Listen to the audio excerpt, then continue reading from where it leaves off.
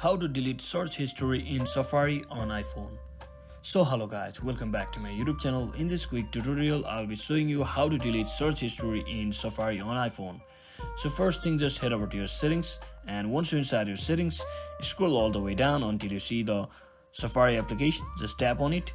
So once you're inside here, just scroll all the way down until you see the advanced option. Just tap on it once again and just click on website data.